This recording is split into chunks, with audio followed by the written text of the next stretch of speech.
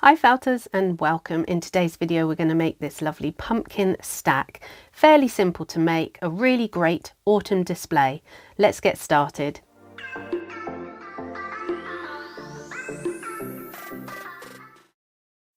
So the outside of the pumpkins are tops, which makes them really quick and fast and easy to do. I have just selected 3 colours that I think will go. Actually, I was going to do 4, but we stopped at 3. Then I've got some wools to go around the outside, a bit of greenery for the top. This is the core wool I'm going to be using. I'll show you in a minute. It's a rainy day, perfect to do some felting. So use whatever wool you would normally use on the inside. If you were using a simple core wool like this, I would fold it over, fold it over, fold it over, keep going round and you get sort of a circle, turn it over, felt it together. Then I would build on that and do the next layer and the next layer, making it bigger and bigger.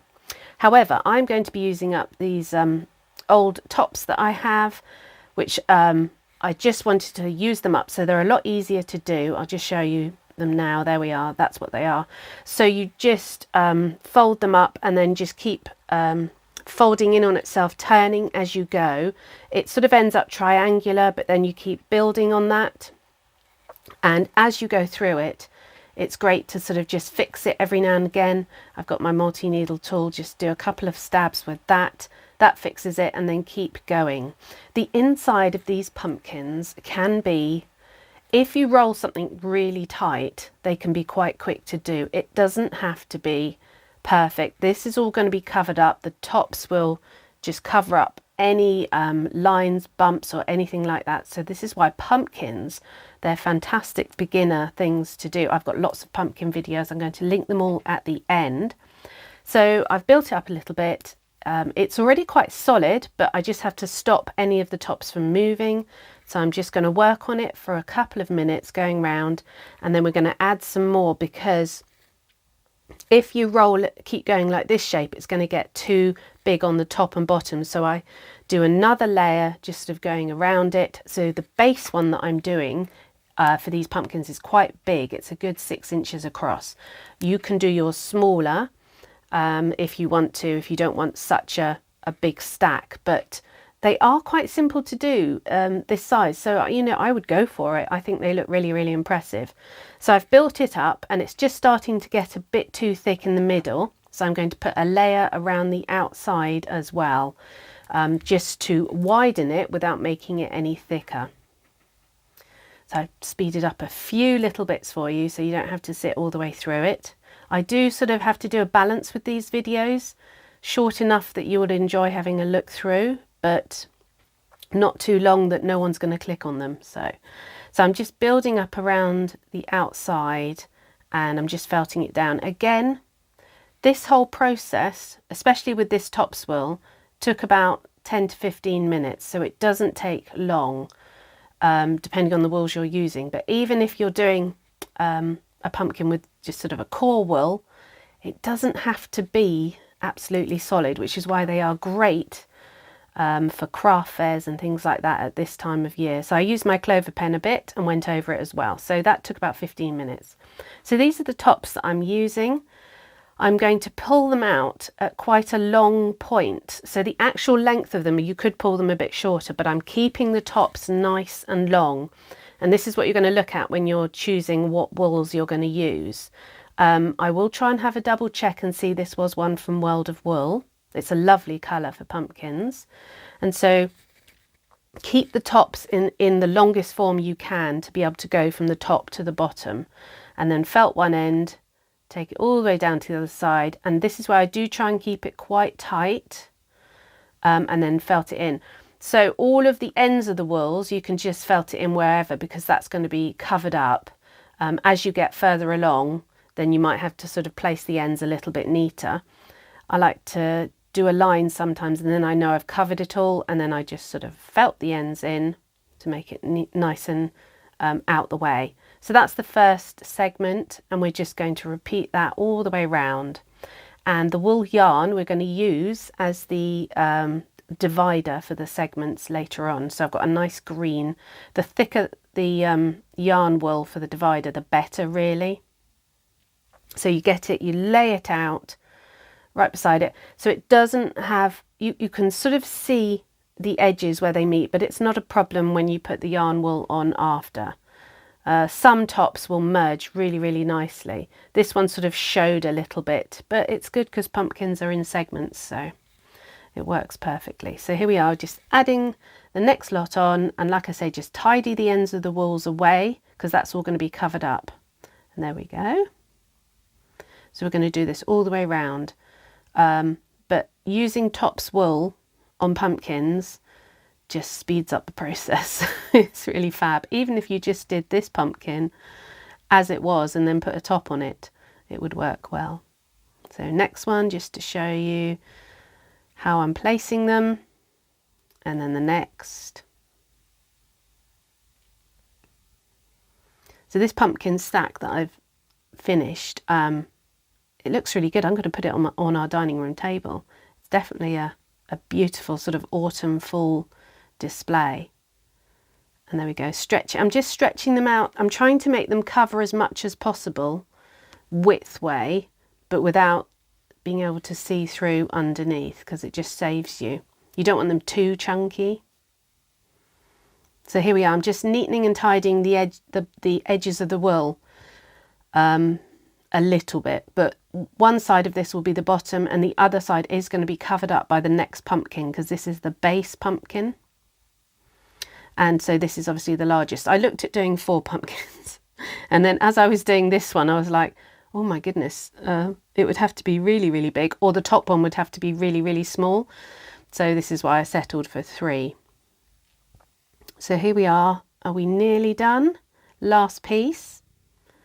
But yeah, lovely colour.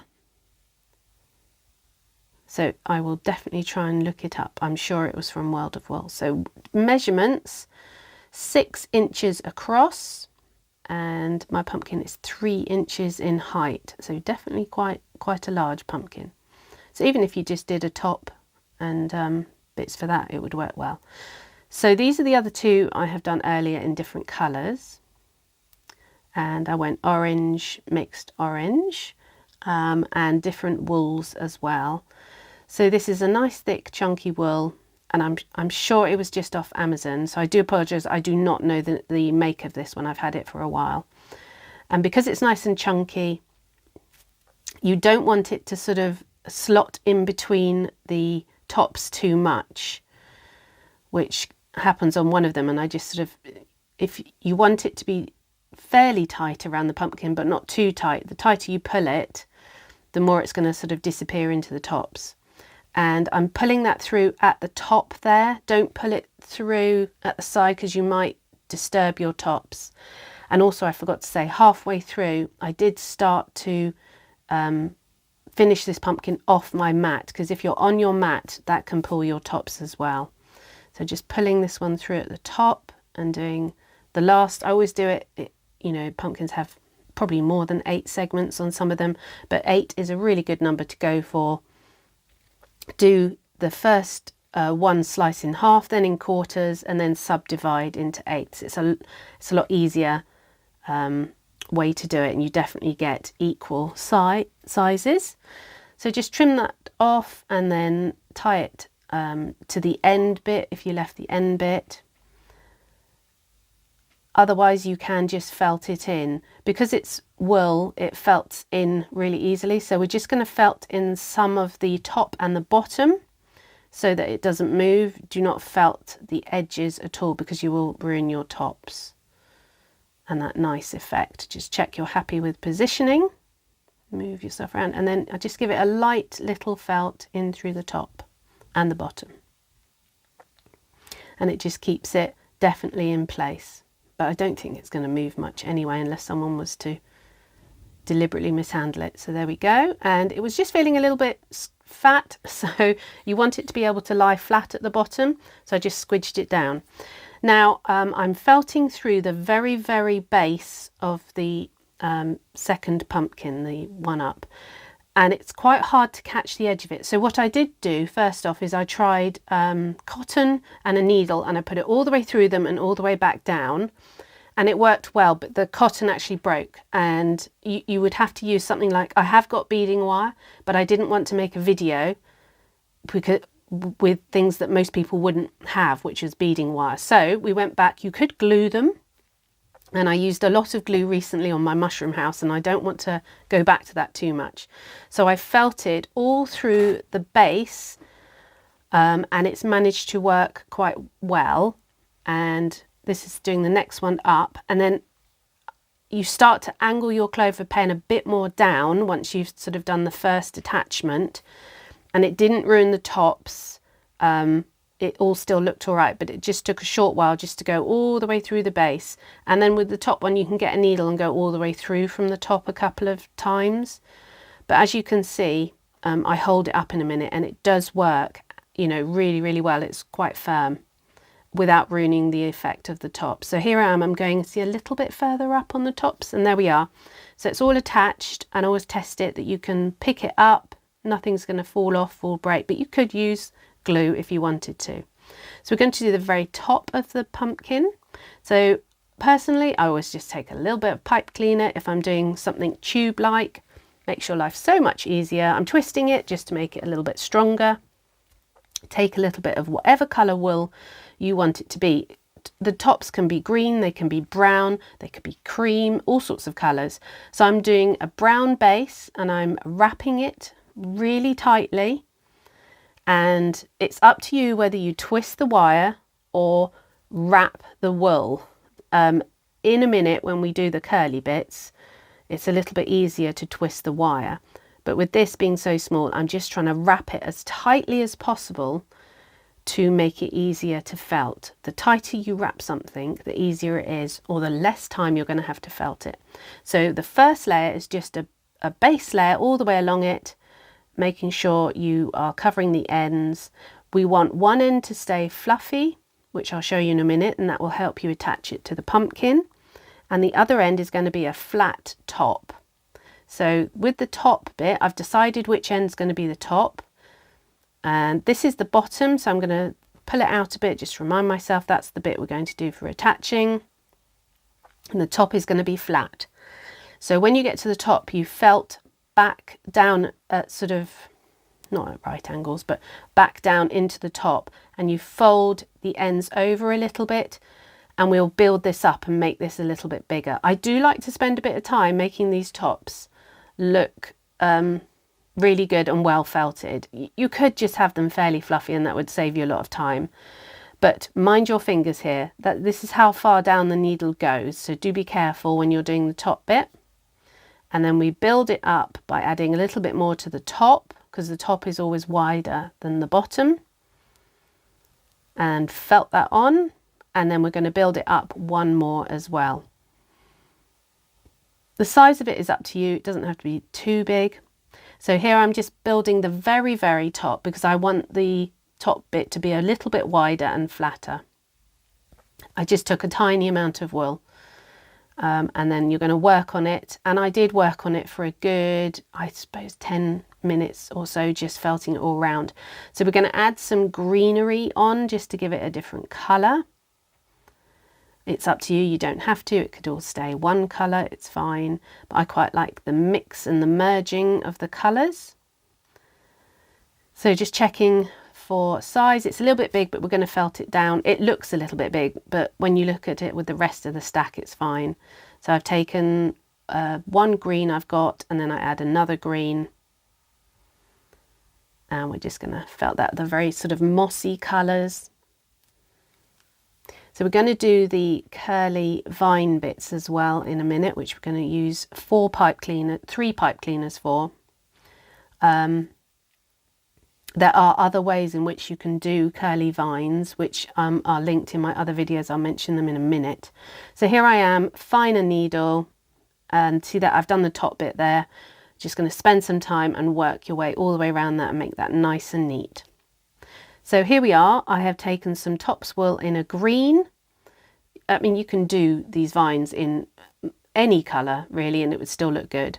So I'm taking the tops wool that I have, and I am stretching it out nice and thin. I think spinners call it drafting the wool when they do spinning. That's because they feed it in nice and thin. And you really do want it quite thin, thinner than you think probably. And you're going to start by twisting it on at the end. I like to give it a little secure. So I'm taking, this is a 40 triangular, because it's quite fine detailed work because it's quite thin. And I find the 40 just catches it quite nicely. And then I'm just going to twist. I am holding the wool really flat and close to the pipe cleaner and twisting. And I am making sure it's nice and thin as it's going in. If it's feeling like you're getting a bit lumpy, try and thin it out a bit or increase the angle. I'm feeding it on at about 45 degrees. It's hard to sort of show that there. You see that angle there going up? And if it starts to get a bit thick, I just make that angle a bit steeper. I squeeze it a little bit more. And if it runs out, it's easy. You just add more. If you've got too much, by the time you get to the end, you just pull it off. So as I'm going down, I like to just felt it a little bit. And see, I'm stretching it out again there. It's too thick. And fortunately with this one, it managed to go all the way to the end, which doesn't always happen. And I'm just twisting, twisting, twisting. And when you get to the very end, I find it's easier to wrap the last few pieces of wool over. And I go over the end and then I'm feeding what I've got left back. Now, if you've got too much, pull it off. I'm just feeding it back so that I definitely cover the tip. And I just feed the little bit back up without getting too many bumps, because sometimes as you change direction, that's when you're going to get lumps and bumps. And then I'm just wrapping these last bits of wool really tightly around the pipe cleaner. And then I'm going to work my way all along and just give it a little felt, not too long, about a minute. And then we're going to roll it between our hands, put a little bit of water, and it's almost like you're wet felting it a tiny bit, and that secures it nicely. So as I mentioned, there's other ways you can do curly wool. You can buy curly wool, and we'll use some in a minute. We'll use some locks, but also you can do it with a skewer, and you wrap tops around it, wet it, and then get that to dry. And that's in my other pumpkin video. So this is super easy if you've got pipe cleaners. And just wrap it around a pen and you get your curls. And later on, they're a little bit uniform, so we just have to sort of play around with them. So that's one, and I decided to do two more. So there we go, there's three. And to attach them, I didn't mention leave one end fluffy. When you attach things, you always leave that end fluffy. You probably know that by now. So felt in, I'm using a thick needle. This is a 36, I think, or a 32. Felt in, and then take a tiny bit of green wool or the same colour wool. It is going to be covered up, and put that over the top. And this helps attach things really, really well because it catches on the wool on the pipe cleaner and it just really firms things up. So, and then just give it a little pull to check that they're definitely attached. And here we are doing the next one. A little bit of green wool on the top, and then the last one I've just positioned them at 90 no, what's 270 in thirds. There we go. It's easier. And then the top is just going to go in the middle. Pull it out a little bit more, and you're going to felt right through the base. Again, I'm using the thick needle because of all the pipe cleaner metal. This is when you could quite easily break your needle. So I'm holding it and then felting right through the base, and then we're just going to put some blue-faced Leicester locks on the top. You just search Etsy for whatever colour locks you're after, green locks, brown locks. You should be able to find things, or you can just do a load more curly wool. You can make that yourself from tops if you don't want to buy these locks. And just felt it in, and this just covers up all the joins and everything. It sort of covers up a multitude of sins. It's really, really useful, and it's very easy to apply. You don't need to overly felt it on.